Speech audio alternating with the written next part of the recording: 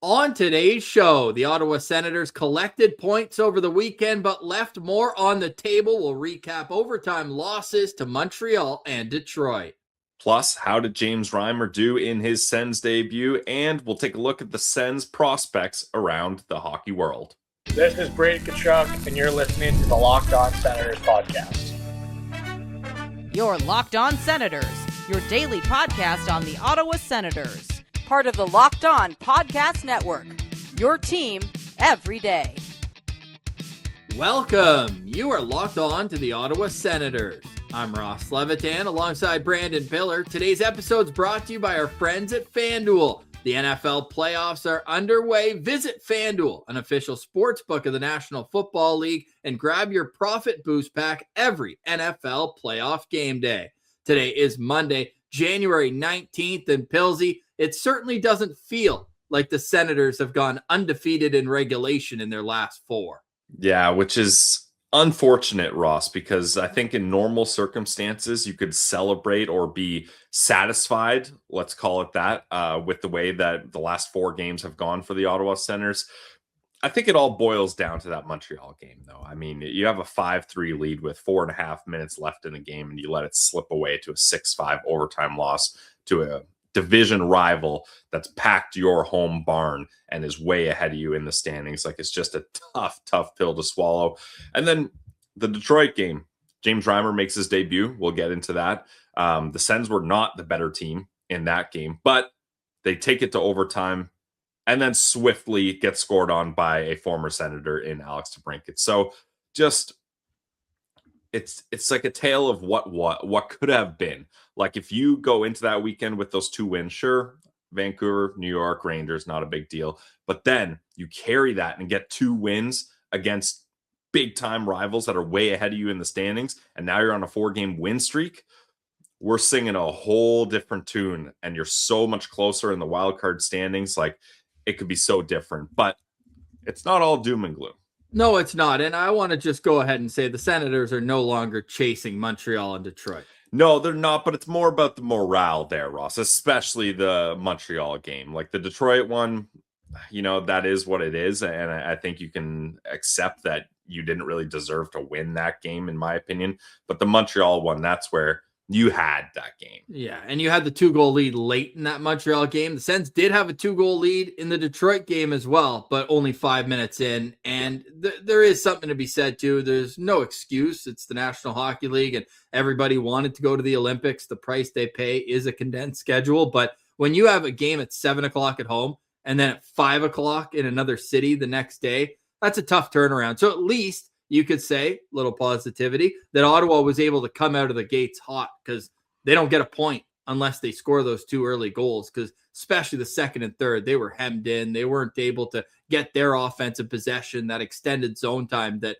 does often lead to Senators' success so far throughout this season. But you know what? You take those two overtime losses on the chin with DeBrincat and Caulfield scoring the two overtime winners, and you look ahead and you say, look, we got two big opportunities this week against the Columbus Blue Jackets and the Nashville Predators, both on the road. Your road record isn't great so far this season, but heck, it's almost par with their home record. The CTC record just not good enough right now for the Ottawa Senators. But on the road, they're 11-10-3. They're also taking on a Blue Jackets team tomorrow that's won 4 games in a row. Now, they would look at Ottawa's 4-game point streak and say, yeah, you beat Vancouver and the Rangers. But I would look at Columbus's 4-game win streak and say, you also beat some pretty bad teams, and you took overtime and a shootout to beat the other teams that are still in the middle tier of this NHL calendar. So I think this is going to be a great test. 2 teams with identical records tomorrow. We'll hold on and preview that tomorrow. But I think what a lot of Sens fans are kind of looking at right now is how much ground needs to be gained before the Olympics. The Senators wake up right now 6 points out of that final wild card spot that's being held by the Buffalo Sabres. Sabres with a game in hand. They're spending it actually as you're watching or listening to this. It's Martin Luther King Day in the United States, so it's an afternoon game. Buffalo is taking on the Carolina Hurricanes there. So the hate watching must begin for the Ottawa Senators fan base right now. But if you look at this 4-game stretch, our good friend Tyler over on Twitter at Defense Minister did a recap of the last 6 days. And in the last week, The Senators have gained 6 points on the Flyers, 4 points on the Devils, Rangers, Panthers, Capitals, and Islanders, 3 points on the Habs and Leafs, 2 points on the Pens and Red Wings. So even though with the shuffling that's going on, you're only 1 point closer to that illustrious playoff spot, you are at least catching some of the teams that had put a wider gap between you during Ottawa's 4 consecutive regulation losses. Yeah, it just feels like, Ross, you're treading water in a swimming race. Like you don't got the front crawl going, you're not gaining speed, you're not building that momentum, but you're hanging in there, you're treading water. And treading water, you're not moving. That's what I mean. They're moving a little bit. They're doing like a nice casual in the doggy pool. paddle. Yeah, a little doggy paddle, but not with a ball ahead of you, because dogs can fly when there's a ball in the pool they need. Yeah, well, that's throw the ball in the pool, Ross. Let's get that dangling carrot. Let's get some motivation, and let's get them speeding things up here. Because again, 4 points in your last four. You've gotten points in your last 4 games, but you're going to have to find a way to kick it into high gear to do better than that, unfortunately. And Ross, this is the time where teams are looking, especially with that unofficial trade deadline coming at Olympic break. We saw one team make a move, Vegas. We can get into that later. Obviously, that's 2 Western teams making a deal. The Bruins were in on that heavy, though, and they were trying to get Rasmus Andersson with an extension. You're seeing these other Eastern teams start to stack up and be like, hey, this could be an arms race in the Eastern Conference. We're willing to part with future assets to make our team better now. And I wouldn't doubt it if there's other teams that were in the mix in the Eastern Conference too. We heard maybe the Red Wings, maybe the Leafs. Like, these other teams are eyeing how tight things are, and they're getting ready to add reinforcements. Rumor is the Ottawa Senators, Steve Saios, is kind of lurking and looking to do the same, but doesn't have that same ammunition that these teams have. So you got to start gaining ground before these teams bulk up, and it's going to be even more difficult to gain that ground. And there was some rumors that Steve Saios had either kicked tires or was interested in Rasmus Andersson, but unfortunately that would not have come with an extension. I shouldn't say unfortunately. Some Sens fans, myself included, would have been a real risky business giving Rasmus Andersson an extension at his age and what his underlying numbers look like. I'm almost glad that it wasn't the way the Sens went, but Steve Saios has to be in a confused situation right now, because if you look at the underlying numbers, we've talked about it ad nauseum, and we're at the point now where no Sens fan cares. They would rather get outshot 40-20 every night if it meant winning the game. It doesn't matter how much zone time or how much offensive pressure you can put on. It's all about how many points you end with and how the standings look at the end of the day. But look, Ottawa in their last 4 games, you look at league-wide, they have the most goals for in the last week. They're 4th in goals per game. So if you take the teams that have played less, they have the 7th most shots per game, and they've allowed the 5th fewest shots per game. Like, they're in the top quarter of the league in just about every statistical category, except for 2 main features.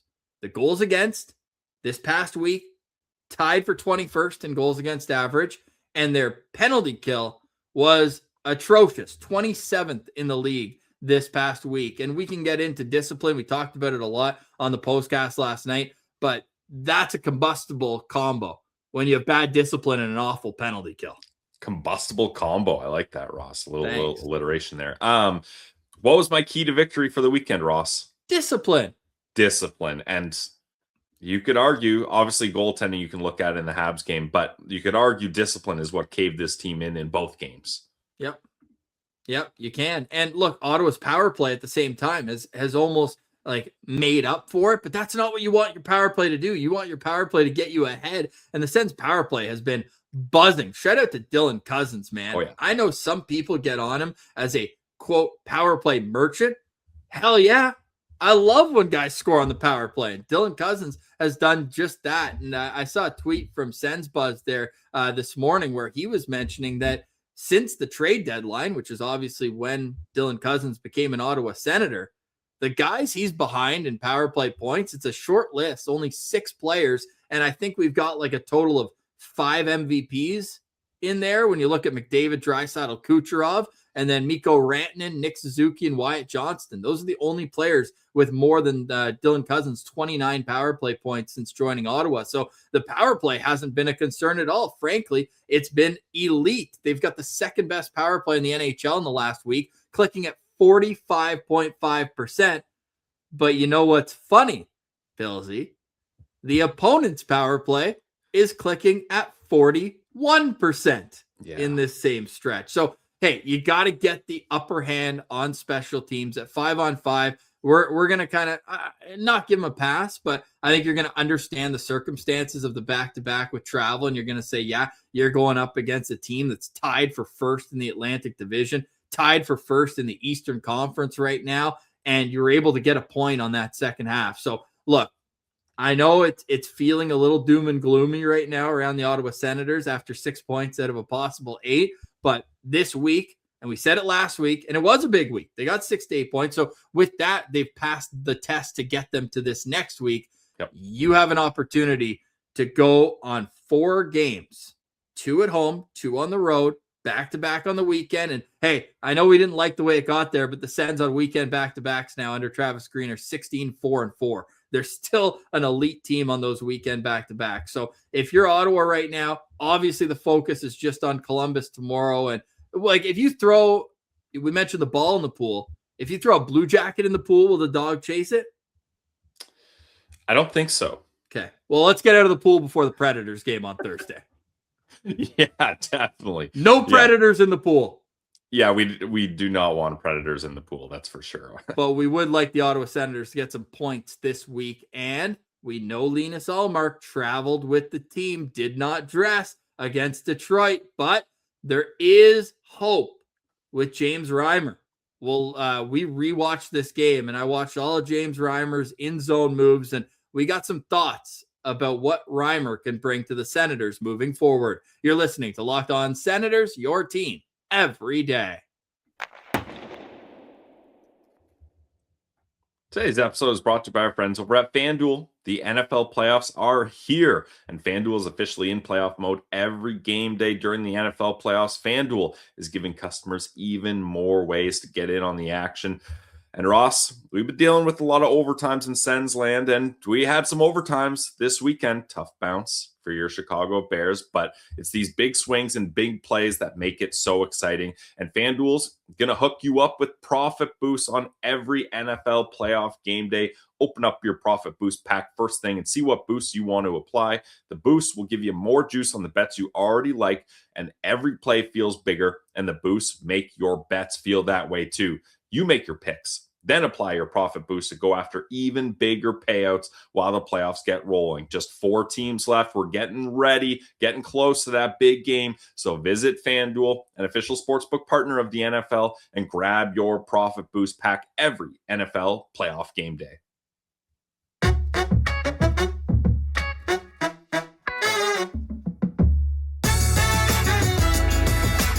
Thank you for making Locked On Senators your first listen and helping the Locked On Podcast Network become the #1 sports podcast network. You already live your team every day. Now join the Everydayers Club and get LOSP with no interruptions. Yes, that's right.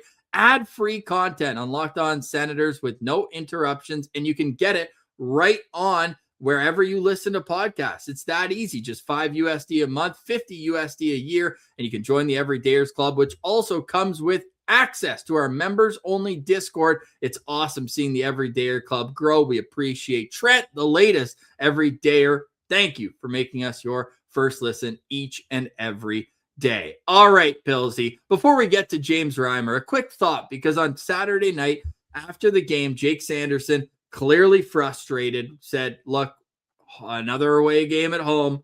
We're used to it. He also mentioned when it came to Levi Merrilainen, quote, he made some good saves, but at the end of the day, you need more than 10 saves to get a win. We chalked it up as an out-of-character move of frustration, and I think that was going to be it, or I thought it was going to be it. The graphics that came out on that, every single aggregator account, every single puck account that covers the entire National Hockey League, they were all hammering this home. Was it really that big of a deal? I don't think so. And yeah, Habs Twitter accounts had an absolute field day on this, which, you know what? Whatever. We would probably do the same if it was reversed. But first, like, let's not pretend that Jake Sanderson buried a body here or something crazy. Like, there was no swear words, there was nothing personal said. Like, this was just him saying, basically being like, we played good and our goalie wasn't good enough. Like, chalking it up, paraphrasing it to that, right? And now it is sacred NHL hockey taboo that you never throw your goalie under the bus, even if they're an absolute liability. You just don't do that publicly, and that's fair. Like, that, I agree that that's something you really shouldn't make a habit of doing. But if let's put ourselves in Jake Sanderson's shoes. You had arguably the best game of your career, like arguably the best game by an Ottawa Senator this season. Yeah, like, do you think it's crazy to say best game of Sanderson's career? I don't think that's that crazy. Like, it's up there, top 3 for sure. And you lose like that when you had a 5-3 lead and the Habs seemed to score on basically every shot they had from that point on, including in overtime. Like, you got to be pissed. And he starts it off saying, I think Levy had some good saves, but essentially you need more saves than that, especially since the Sens did such a good job of not allowing very many shots. So for me, it's not a big deal. Is it out of character? Is it something you don't see very often? A defenseman, especially, putting non-positive comments towards their goalie? Sure, it's something worth noting, but I don't think it's as big a deal as all these fan bases around the league are gleefully tweeting about it. Yeah, I was listening to Hockey Night in Canada, their after hours type program before they threw to the actual after hours with Scott Oak, but on the panel, and Kevin Bieksa was just saying, like, hey, if he's going to say that, like, I got no problem with it as long as he goes up to Levy afterwards and says something similar, right? Like, you don't want him to find out about that in the media and then kind of like, oh man, like, his confidence was already low. Like, having the best player on the team say that about him, I think would probably be a bit of a kick in while he's down type scenario. But that's what you get when you talk to these athletes minutes after they finish an emotional game. And hey, credit to Brady and Timmy for holding it together and just going team. It's not on one player, but I understand the frustration. Now, is it kind of tough when then the next night Sanderson's screening his goalie on the Lucas Reimer goal in the second period, and he's the defenseman back on the 2-on-1 in overtime?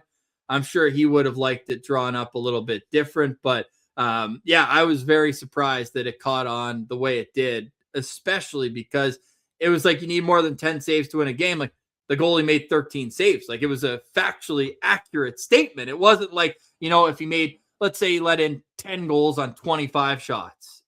Actually, that's 15 saves, not a math guy. Let's say he made 20 saves and had a bad night. And you're like, you need more than 10 saves. It's like, obviously you're being sarcastic because, like, that was basically factually accurate. He made 10 saves in regulation. Yeah, and I'm not really looking at the Red Wings game and being like, oh man, tough for Sanderson not to back up his comments there. Like we said, it's the second half of a back-to-back, a 7 p.m. game going to a 5, traveling, different city, different country. You're up against a team that's absolutely rolling right now in the Red Wings.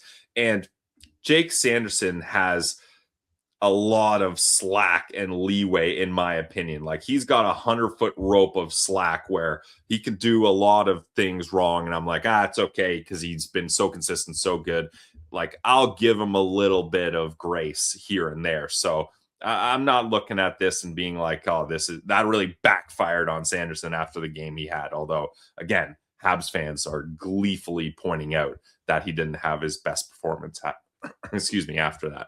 Who did have a good performance was James Reimer, a .909 save percentage in regulation that gets torpedoed with 1 shot, 1 kill in overtime. But even still, an .887 save percentage is something we would have begged from Ottawa Senators goaltenders. And our guy Tyler on Twitter actually did the math on this one, and it's pretty depressing math when you really think about it. The fact that if the Ottawa Senators had the level of goaltending that they did last night, they would have had 6 more points since Christmas. And guess what? They're 6 points out of a playoff spot right now. But James Reimer, to me, the biggest difference between him and the goaltending that Ottawa had from Marilyn and Sogard and Shepherd in the last stretch without Linus Ullmark is the fact that he was moving laterally so much smoother. It just felt like there's a reason why. And I'm not getting on Marilyn for the Slafkovsky tip. That's not what I'm referencing because that was an elite tip, no chance. But how many deflections was Reimer just in the right spot where it just hit him?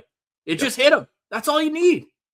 Exactly. And I don't think anyone's looking at Reimer being like, oh my God, he's going to be the savior. He's going to have a Vezina caliber year and he's going to have numbers we've never seen before. Not at all. Ross, if he can have an 880 save percentage and play like that for every game he's in, that is perfectly fine. And that's pretty much, like you mentioned with those stats, all the Ottawa Senators need and expect from their goaltenders. So I was really happy to see what James Reimer was able to do. And keep in mind, this is his first NHL game of the season. Once he can get into the groove of things, get more comfortable. He's already got a new mask. I like the new mask, Ross. I thought it looked sharp. You know how down bad I am when I saw it? I was like, were they waiting for him to get a helmet to play him? Such a gear guy. Yeah, he can't play him without his custom helmet. That's a whole nother thing that I'd like to move on, not playing James Reimer, but backing him, having him back up and just throw Levy out there. But I do think that's the kind of confidence you need, and that's got to be a nice boost for the team. Like Jake Sanderson, let's go with that. He's got to be like, all right, we got a veteran guy that's calm back there. He's in position so that pucks are hitting him even when he's not prepared for tips and deflections. He was really good with his rebound control, all those kinds of things. So I think overall, very positive performance from James Reimer, and that's got to inject some life into this locker room. And not that it was super in question, but he's the backup for the rest of the year, right? Once Linus Ullmark comes back, and when that is, I don't know. Yeah. You were confident that Ullmark was going to back up in Detroit. I told you no chance that was happening. Now let's see. I targeted Tuesday or Thursday on the road, Columbus or Nashville. I personally, Ross, would start Reimer again, Columbus. Now that he's got that game in, let him get in a rhythm here. And then a team like Nashville, much less stakes on the line. That's a good time to give Ullmark a chance here and have Ullmark. I'd like to see Ullmark. Well, I was going to say backing up, but that's that saying. If you're good enough to back up, you should be good enough to play. So maybe that's not the case. But I want to get Levy playing in Belleville as soon as possible. Belleville plays on Wednesday. We're going to talk more about Belleville later on. But I think James Reimer starts. I don't care who's backing up really in Columbus. Send Levy down in time to play that Wednesday game with Belleville, and then have Ullmark at the very least backing up on Thursday. But I prefer he's ready to start by. Who knows? Because now we're getting a bit ahead of ourselves, but since we're on the topic, you can't play Ullmark for his first game that Sunday against Vegas, right? It's either Thursday or Saturday. Otherwise, you're waiting until Colorado next Wednesday. Yeah. Well, I mean, there's also that Carolina game on Saturday. That's what I'm saying. That would be either Thursday at Nashville, which I think you probably want his first game to be on the road. Big time. I think that's for sure the best. So then one of the scenario. next two. Otherwise, they're home for the next four. Yeah. And honestly, Ross, just let him start one of these games. And then at this point, I'd throw Reimer in for probably 3 straight games. I would do Reimer. Well, I don't want him on the back-to-backs, obviously. But give Ullmark his time to come back and give Reimer his opportunity to get reps in. Yeah, the only weakness that I think needs to be kind of tracked for Reimer was the high glove. The high glove, 2 goals beat him high glove. Just something to watch for. Obviously, no chance on Van Riemsdyk's tweener in front of the net. That was sick. But old teammates too, back in the day with the Leafs. But you look at James Reimer's body of work, and it's definitely something that the Sens can build off, and he definitely gave them confidence. A couple times, too, after icings where he was able to get them a quick whistle right after. I thought that was solid. The rebound control, to me, was good. He even did the old Hasek move. I'm sure you appreciated that, where loose puck, and he just threw a stick, dropped a stick and covered it with his blocker and said, hey, I got it. All good. I got it. So encouraging debut for James Reimer with the Ottawa Senators, getting a point in a loss to the Detroit Red Wings. Let's take a look at the Senators prospect world. There's a lot of encouraging signs in a prospect pool that many around the National Hockey League deem to be in the lower third. But man, from Belleville and beyond, the Senators prospect sphere is starting to catch some momentum. We'll discuss it next. You're listening to Locked On Senators, your team every day. Today's episode is brought to you by our friends over at Indeed. If you've ever hired someone who looked good on paper but wasn't the right fit, you know how important it is. When you want candidates who truly match what you're looking for, trust Indeed sponsored jobs. Hiring, Indeed is all you need. Stop struggling to get your job post seen on other sites. Indeed sponsored jobs puts your post at the top of the page and helps you reach the right candidates faster. Instead of struggling to get your job post seen, Indeed sponsored jobs helps your listing stand out and reach quality candidates and faster. According to Indeed data, sponsored jobs posted directly on Indeed are 90% more likely to report a hire than non-sponsored jobs. So what are you waiting for? Spend more time interviewing candidates who actually check all your boxes with less stress, less time, and more results using Indeed sponsored jobs. Listeners of this show get a $75 sponsored job credit to help give your job the premium placement it deserves at Indeed.com/lockedon. Just go to Indeed.com/lockedon right now and support our show by saying you heard about Indeed on the Locked On Senators podcast. Terms and conditions apply. Hiring, do it the right way with Indeed.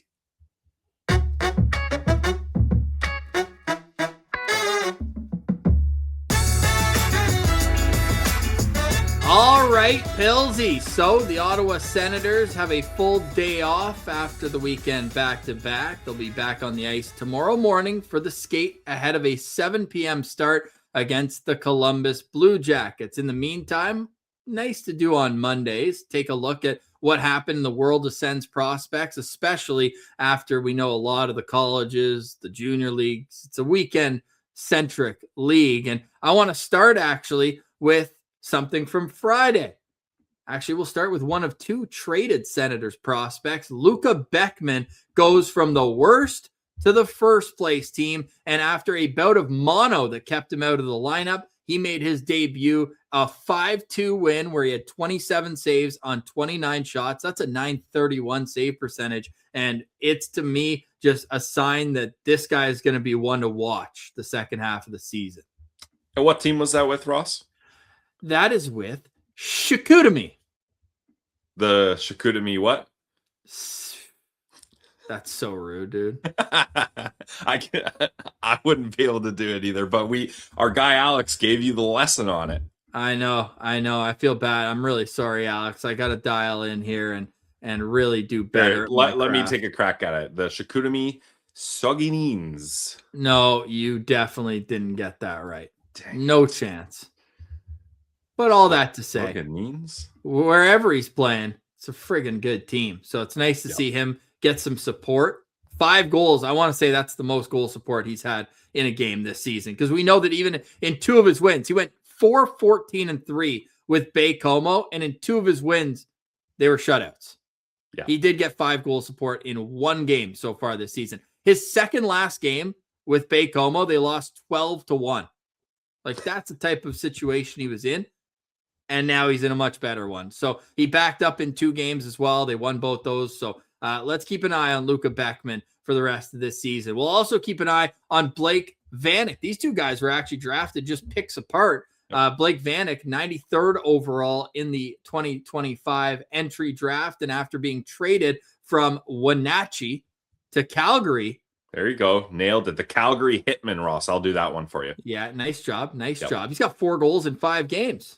Yeah, it's incredible. Sometimes you just need a change of scenery, Ross, and that's really worked out for Blake Vanek, a player they traded up to pick. Don't forget that as well. So the Sens were really high on him. Obviously, the son of longtime NHLer Thomas Vanek. So I'm really happy to see that, Ross, because that was probably one of the picks that the Sens made where I was like, oof. Getting back to the old Sens, picking a legacy player that had a dad or family member that played in the NHL with size. And described as a project. Yeah, so that one was interesting to me, but I believe in him. I think he's got the raw skills that with some development, and now that he's in an environment that obviously seems to be working out better for him, could be interesting to follow. One of the youngest players in this draft, so you're not going to see him in pro hockey anytime soon. One guy we did see in pro hockey this season has been reassigned to Kitchener, where he was the captain last year. That, of course, is Matthew Andonovski, and he had one of the sickest assists I've ever seen. Our good friend at Sens Prospects had the clip online, and it was beautiful. A diving one hand on his stick, cross-ice pass, and that is one of 3 points that he's had in his 2 games back. So he should be dominating at this level. But he's not an offensive player, Ross. So for him to be pulling off those kinds of moves and being above point per game now, obviously only 2 points or 2 games, but that's impressive for a player of Andonovski's typical skill set. Yes, and another not so offensively minded defenseman, Hoyt Stanley, great skater. He's playing with Cornell in the NCAA. He scored an unbelievable game-winning goal dancing in the offensive zone. And it's got to be a rivalry game, right? It's an all Ivy League matchup, Cornell versus Princeton. And Hoyt Stanley all of a sudden has 7 points in his last 5 games. Yeah, that's great for Hoyt Stanley, the first player picked by the Ottawa Senators in that draft. What was that, 2022? 23. 23. Yeah, in what, the fourth round? 108th overall. Yeah. But yeah, it's good to see him getting stuff done in the NCAA as well. He had 2 points in his first 12 games this season, and he has 7 in his last 5. So nice step in the right direction for our guy Hoyt. Attaboy Hoyt. And Ross, a guy you really like as a prospect, Kevin Riedler. We talked about change of scenery from going from playing at the University of Nebraska Omaha last season, where he only got 8 games all season. He had a 4-1 record, 920 save percentage. He's now played 12 games in Penn State, 9-3 record, 910 save percentage. Like, that's great for Kevin Riedler. We wanted this guy to play games, and not only is he playing games, he's in a big market, Penn State, obviously Gavin McKenna there, and he's thriving. So you love to see that.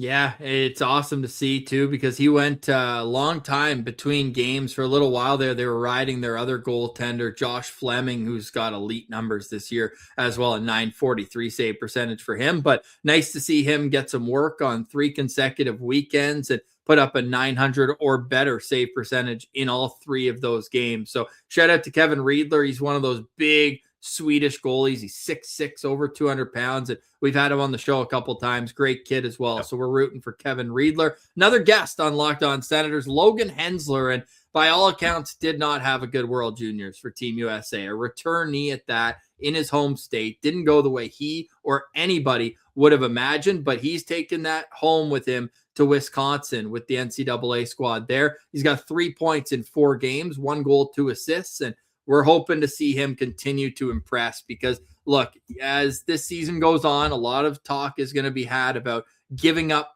this year's pick in the opportunity to get a later first last year. But look, for all that's been said about Logan Hensler, and first, let's be clear that offense isn't the number one set of his game. I'd say he's a two-way, maybe leaning a little bit more defense in his game. He's 1 point away from tying his freshman output from last season. He's already got 2 more goals than he had last year, and he's played in 13 less games. So he is tracking in the right direction with Wisconsin, which is good to see.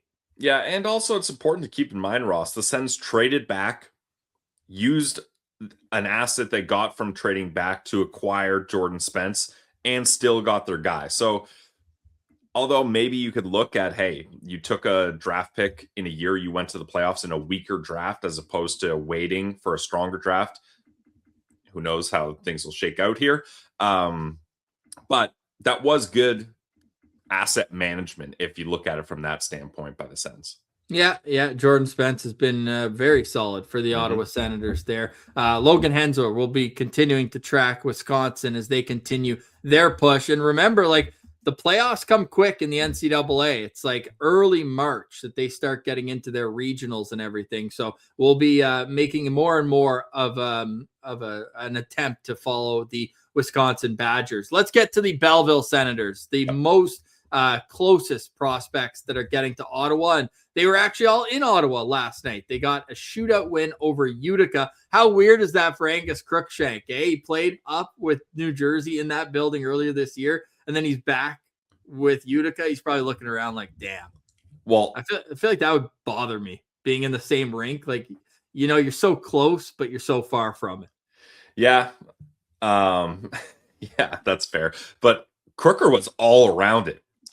In the highlights I watched, Ross, he was getting under guys' skin. He was playing that blue-collar, pesky that West Van game. No, I was going to give him North Van there. But, yeah, he certainly was a thorn in the B-Sens side, but B-Sens get the last laugh there, and they needed that one. Like, you can't be losing games to the worst team in the division. Sorry, Crooker. When you're barely holding on to a playoff spot with 5 games in hand, only 1 point ahead of the Cleveland Monsters. But, Ross, not going to be too negative. They found a way to get it done. How about Tyler Boucher scoring? Yes. Carter Yakimchuk, he played a good game. He had an assist, a really nice assist as well. Yeah, it was. And I don't want to jump off Tyler Boucher that quickly, dude. 4-game point streak for him. And the stat for Tyler Boucher that's really impressing me is he's got a career high in points now in the American Hockey League. That was his 11th point, 30 less games than he played last year when he had 10. Wow. 30 less games, and he's still battling injuries. Got 3 goals, 2 assists. And did you see his goal? Looking for a fight right afterwards. That's an Ottawa Senator. No celly, like immediately just goes over to where a scrum's happening along the boards. Yeah, that was hilarious. But yeah, it was really good to see Carter Yakimchuk back after missing 5 weeks. Yeah. And he looked good out there, in my opinion. Now, I still want to reiterate, Ross, and I'm sure you're still on the same side as me. A lot of work needs to be done by Carter Yakimchuk before he can play in the NHL. I don't think it's smart to rush him to the NHL. I don't think now's the time for that. I want him playing top pair, top power play, getting these opportunities to try to work on his defending, because we know the offense is there. We've seen it, albeit NHL preseason, but he's shown he can make moves around elite NHL players and put the puck in the back of the net when needed. But that's not what you necessarily need from a defenseman in Ottawa right now. You need someone that can defend as well. And Cardiac just got some work to do. And I know maybe you're thinking he's a seventh overall pick. He needs to be brought up sooner. Look at some of the other guys that were drafted in his area. Like, every guy's going to be different. And Cardiac has that boom or bust potential. Let's make sure we don't rush him and turn that into a bust. Like, give these guys time. It's so hard to be a defenseman in the NHL. There's no benefit in my mind to rushing him. So obviously the injury has a little bit to do with this, but how do you like the way that he's been handled compared to the 2 defensemen that we had pegged right around him in that draft class? Zane Parek's only played 11 games, and now he's on a conditioning stint in the AHL. Because he's an OHL guy, he can only play 3 games there. Then they have to either bring him back or send him back all the way to junior. But he's been up the whole year and only gotten into 11 games. Or with Zeev Buium, he's played 47 games. Sure, he has 19 points. He's also minus 18. And you're saying, oh, he got traded to Calgary. Well, I mean, he's a minus 9 with the Minnesota Wild and minus 9 with Vancouver. So, like, that's a situation where it's like they're letting him learn in the NHL. Sure, but like, I don't know. I mean, Yak's minus 22 in the American Hockey League, but I'm very happy that they're keeping him down. And I was almost mad when I heard Steo say if he wasn't hurt, he would have been up. Like, no, dude. No, that was, and I talked about it with Jack on the live watch party. I think that was Steos just having an opportunity to be like, hey, the injury is what stopped it. Right. And just trying to give his players some confidence, even though I don't believe him for a second. No. That changed things, because Thomas Chabot was out and they needed a defenseman badly and they didn't call him up, and Yak was healthy at that time. So yeah, I don't believe that. To answer your question, Ross, I 1000% prefer the Sens approach of Yakimchuk over Zane Parek. It's crazy to have a guy that you have so much draft capital and is going to be probably a huge part of that team's future. And he's just not playing, not getting reps. Now, he did get to go to World Juniors and get some reps in there.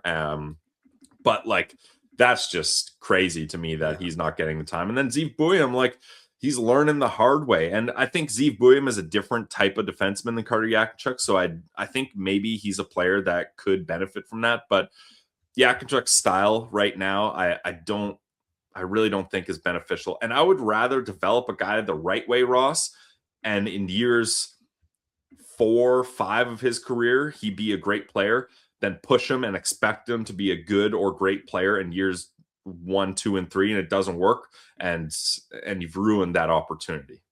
Let's save the best for last here. The Belleville Senators, where would they be without Arthur Kaliev? Arthur Kaliev has at least a point in 33 of 39 games this season, and 3 of the games he didn't have a point were in the first 8. This guy is an incredible scorer. He scored the shootout winner last night at the CTC in that 5-4 win over Utica, had a goal in the game. He leads the American Hockey League in goals with 26, points with 46, and shots on goal with 157. Pills, he has like 20 more shots than anybody else in the league. Like, this guy is doing everything he can to knock on the door to the National League. Yeah, it's impressive. I did not see this coming from Arthur Kaliev. We knew he was going to be a good AHL player, but this is just dominance. The arty party at the CTC, as Footy said when he scored that game winner in the shootout there. We love to see that. And how about my guy, Ross, Xavier Bourgault, keeping it going as well. He scored a goal too. So those guys have been really good, along with Philippe Daou. Like, yeah. Now that Halliday's down there too, like the Halliday-Kaliev connection, you got the ultimate disher with the ultimate sniper. It's fun to watch. Kaliev and Halliday have been reunited now for 5 games. Arthur Kaliev has 9 points in those 5 games. And more importantly, Ross, Belleville's 4-0-1 in that stretch. Yes, and shout out to Stephen Halliday as well. Too good for the American Hockey League. He's got 1 goal, 6 assists in his last 5 games since being sent down. And we're going to do our updated Sens prospect pool rankings. There's going to be some movers. Let's just put it that way, based on what we've seen and heard in Belleville and beyond for this Ottawa Senators prospect pool. Pilsy, we almost forgot about one of our favorite prospects to follow, the mythical creature 2.0. No, not Artem Zub anymore. We know that guy. 5'9" on his tippy toes. Dmitry Isaev, drafted in the 5th round by Ottawa in Russian junior play this season. He has 34 points and 18 goals in 25 games. He's a plus 20 as well. Like, this guy, I know it's going to be years before we find out anything coming for him, but like, he is putting on a show in Russia. So just wanted to give a little stick taps to him doing his thing over there. And it's just so rare that Ottawa has any sort of Russian prospects. So we'll be keeping an eye on that moving forward. Pilsy, any final thoughts on today's show? Stay strong, Sens fans. It was a tough emotional weekend, but this was a week I was eyeing as a bounce back week. So if they can get 2 wins on the road here, massive. So stay strong. Big out-of-town scoreboard rooting guide today. We are cheering for the Carolina Hurricanes over the Buffalo Sabres, the Colorado Avalanche over the Washington Capitals, the Seattle Kraken over the Pittsburgh Penguins, the San Jose Sharks over the Florida Panthers, the Minnesota Wild over the Toronto Maple Leafs, the Vegas Golden Knights over the Philadelphia Flyers, and the Calgary Flames over the New Jersey Devils. May as well throw in the Islanders visiting the Canucks. We're rooting for Vancouver there, and Anaheim over the New York Rangers. That is like basically all East versus West games today. That's a lot. Yeah, and we got the Western teams. I mean, figure it out. Like, you've been losing to Eastern Conference teams just all season long. It's ridiculous right now how bad. Like, if you look at it, the Eastern Conference teams playing against the West, only the Rangers and Blue Jackets are below NHL 500, and yeah, the Sens are right at 500 with a 10-10-2 record. But like, let's go West. Let's go West. Need some help on the out-of-town scoreboard. All right, for us, that's it today. Thank you so much for liking, watching, listening, and engaging with the show. Please subscribe on YouTube and wherever you get your podcast. 5-star review on Apple, Spotify. Those all go a long way to helping the show grow. For Brandon Piller, I'm Ross Levitan, and this has been another edition of the Locked On Senators podcast, your team every day.